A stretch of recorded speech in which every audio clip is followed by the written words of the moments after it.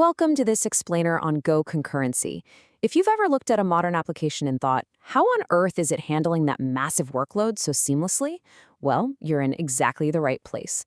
Today, we're going to decode the absolute brilliance behind Go's concurrency model, focusing on the real engines of this system, Goroutines and Channels.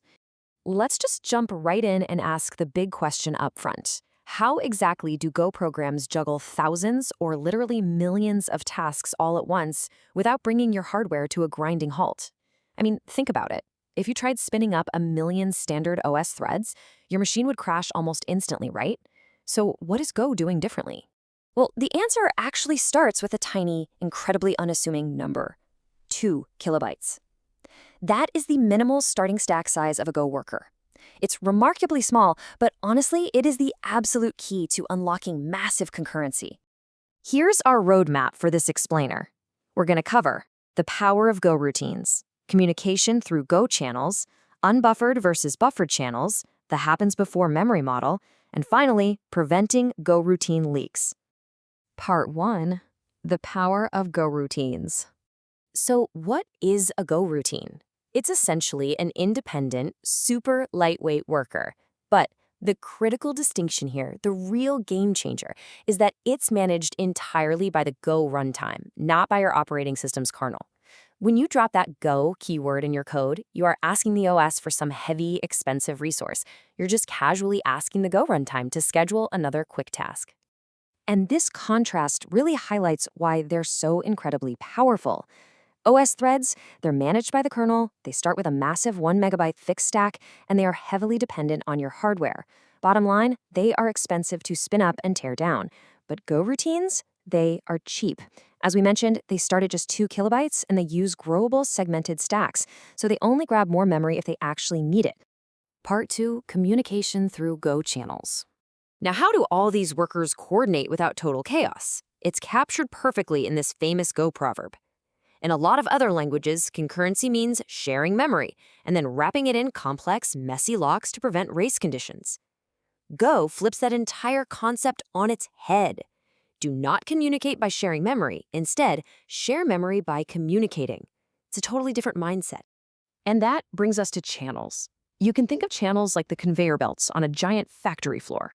They are strictly typed conduits that safely transport your materials, the data, between your workers.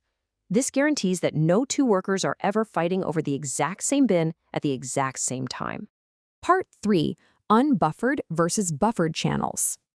Let's break down the two types of belts, starting with unbuffered channels. An unbuffered channel has literally zero capacity. It operates on a strict synchronous model, meaning it requires a direct handoff. If a sender Go routine tries to place an item on an unbuffered belt, it absolutely has to block and wait until a receiver is right there ready to take it off their hands. In contrast, we have buffered channels. These have a fixed capacity, acting almost like a little storage bin right on the conveyor belt. The sender can just drop a value into the bin and immediately go back to work, no waiting around for the receiver. The sender only stops and blocks if that storage bin gets completely full. The architectural difference here is absolutely vital to understand. You're going to want to use unbuffered channels when you need a strict, guaranteed handshake between two Go routines. It's all about strict synchronization. But if your goal is to decouple the sender and receiver, maybe you need to handle sudden, unpredictable bursts of data, then asynchronous, capacity-driven buffer channels are your go-to tool. So how do workers manage all these belts efficiently? They use the select statement. This lets a single Go routine wait on or monitor multiple channels simultaneously. It's basically like a switch statement, but specifically for channels. And here's a pro tip. If you add a default case to it, the select statement becomes completely non-blocking. The worker just pulls the channels, and if nothing is ready, it just moves right along. Now, if we peel back the layers and look under the hood, it gets really fascinating. At the system level, channels are backed by a struct called hchan. This struct actually stores channel data as a circular queue, and it uses a single lock to protect both the channel's fields and any blocked Go routines. But here is the really genius part. If a receiver is already waiting, a sender can completely bypass that buffer and execute a direct send. It literally copies the data straight into the waiting receiver's memory stock, saving precious CPU cycles. How cool is that? Part 4. The happens before memory model. Okay, Go channels might look deceivingly simple on the surface, but they actually enforce very strict memory ordering behind the scenes.